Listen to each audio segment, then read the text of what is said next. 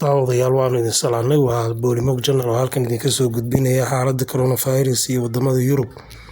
Sidaynu horey ula soconay, dalka Talyaaniga ayuu waxa uu ku laayay dad ku dhawaad 7,000 oo qof gaaraya, isagoo welina ku jira oo aan waxaala laga gaarin, iyadoo dowladda China halkaas u dirtay dhakhaatiir iyo khubaro iyo diyaarad sida gargaar ama qalabka looga hortago iyo qalabyo fara badan oo isugu jira kuwa looga hortago iyo kuwa lagu baaro cudurka.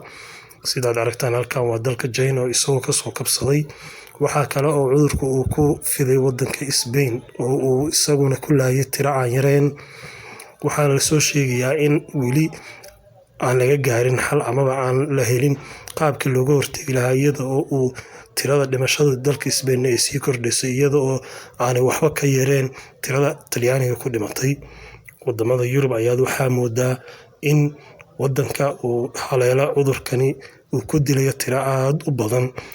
Wadamada ilaa hadda Yurub uu ku laayay dadka China boqolkiiba 60 ama 70 waxaa la oran karaa way ka dhimasho badan yihiin China oo ah meesha uu cudurku kasoo bilaabmay amaba uu kasoo faafay. Haddaba waxaanu jira iyagana wadamo kale oo Yuruba sida dalka Spain, Sweden, Norway oo intaba uu ku laayay dad.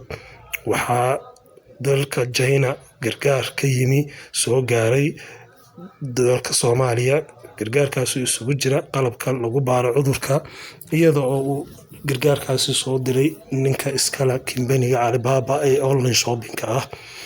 Magaaladan aad u jeedaan iyada waa dalka Pakistan oo isaguna cudurka uu galay oo haawanaysa caasimadda Lahore ayaa waxa ay noqotay dariiqadeedii mid gabi ahaanba bannaan, iyadoo dadka lagu wacyigeliyay inaanay guryahooda kasoo bixin. Sida aad muuqataan, dhammaan wadooyinka waaweynaa ee mashquulka ahaa ee dalka Pakistan ayaa dhammaanba waxa ay isu bedeleen meelo lama degaan ah.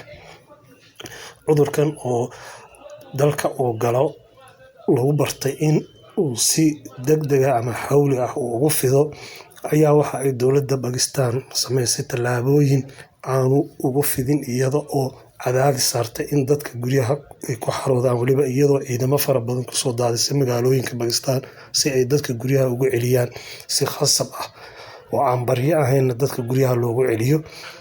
Markaas oo uu bixiyay ra'iisul wasaaraha dalkaasi Pakistan, waxaa la sheegayaa in ku dhow 101 garoon oo garoomadii caalamiga ah ee dunida uu ka mid yahay garoonka Hong Kong, Dubai, ay noqdeen meelo diyaaradaha lagu baakimo amaba looga dhigo meelo diyaaradaha ay iska fadhiistaan, iyaga oo gabi ahaanba airbooradaasi ay joojiyeen wixii ay hayeen duulimaadyo ah. Diyaaradaha adduunka ugu caansanaa ayaa waxa ay noqdeen kuwo aan wax rakaab qaadin, iyaga oo la wada dhigay. Sida aad u jeedaan, garoonkan waa garoon caalami ah oo ku yaalla Hong Kong. Garoonkan oo ahaa mid aad u mashquul ah ayaa waxa uu noqday meel cidlo ah oo aad moodaa in aanba lagu soo xaroon. Halkan oo kale waa garoonka Dubai oo isaguna ahaa garoon saxmad badan oo ay kasoo degaan diyaarado aad u fara badan, ahaana meel aad u mashquul ah, ayaa waxa ay noqotay sida idiin muuqata meel cidlo ah. Diyaaradahan waaweyn ee Emirates iyo diyaarado kale oo caan ah ayaa iyaguna ka baxay khadka oo gebigoodaba joojiyay duulimaadyadii ay ka qaban jireen dunida.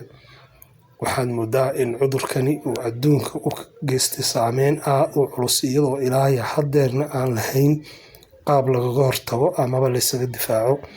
Cudurkan oo ah hargab qofka si fudud ugu dhacaya kadibna isu bedelay qandho fara badan, qofka uu cunuhu xanuuno, shuban, dadka tabarta daran ay aad u shumaan, ayaa waxa ay u nugul yahay inuu dadka waaweyn iyagana dilo.